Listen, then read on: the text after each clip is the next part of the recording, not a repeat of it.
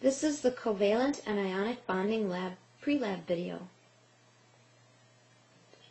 In this experiment, 4 compounds will be tested to determine their properties.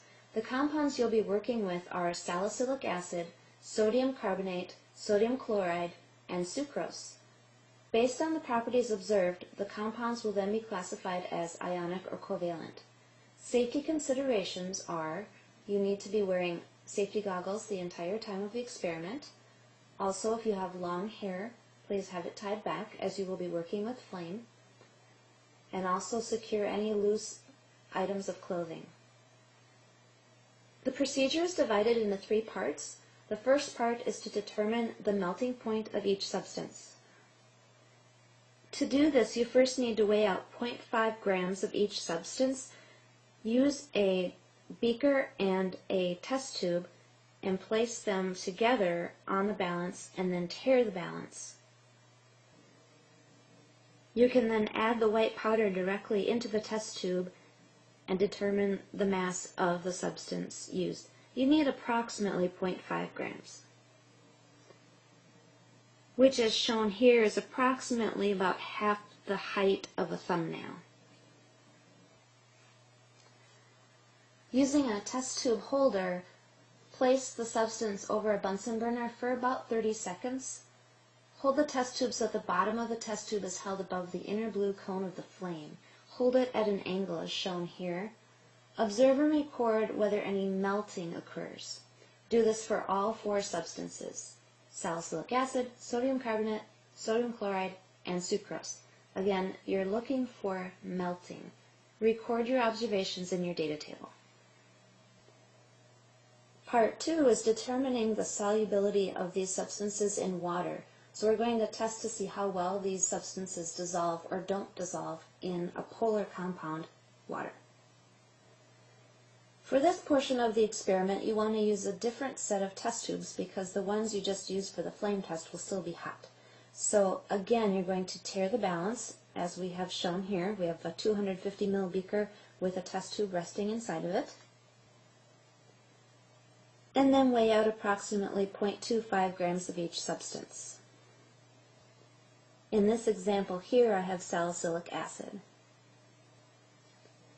This is approximately a quarter of a thumb height, a thumbnail height.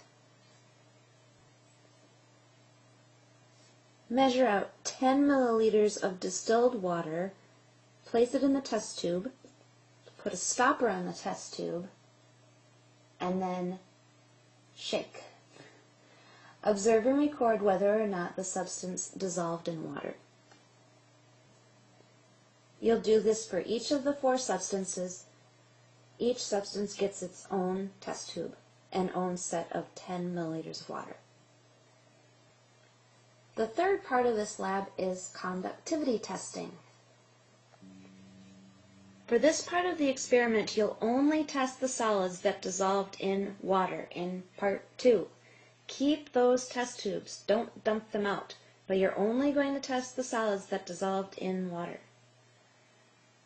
To do this, you're going to use a handy-dandy little device called a conductivity tester, and this is what it looks like. It's a 9-volt battery that is connected to a little soldered device. Use the conductivity tester first to determine the baseline of conductivity for distilled water. You do this by filling the bottom of a 250 ml beaker with about 20 milliliters of water and test for the water's conductivity. As we know from demonstrations in class, water should not conduct electricity. However, you might notice a slight lighting of the bulb, which is due to electrolysis happening. The battery is supplying enough current to begin separating hydrogen and oxygen from one another, and then a current is created. This is to show you the baseline of what it would look like if something is a very low conductor or non-conductor. Once you've determined the baseline for dimness, empty the beaker and then test each solution in which the solid dissolved in water. So you can take your test tube for your first substance that dissolved in water and dump it directly into the 250 milliliter beaker. You may need to add some more distilled water so you have enough for the probes to get into the solution. Use the conductivity tester to determine whether the solutions conduct electricity or not, and if they do, write down to which degree they do in your data table, or if they don't, write that down as well.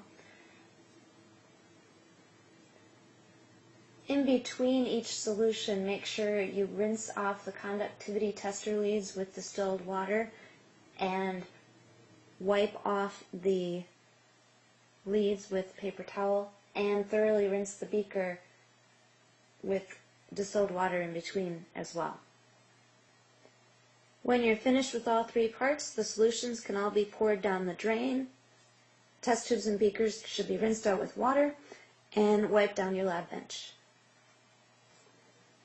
To finish the experiment write-up, follow the post-lab directions as outlined by your teacher. Thanks for watching.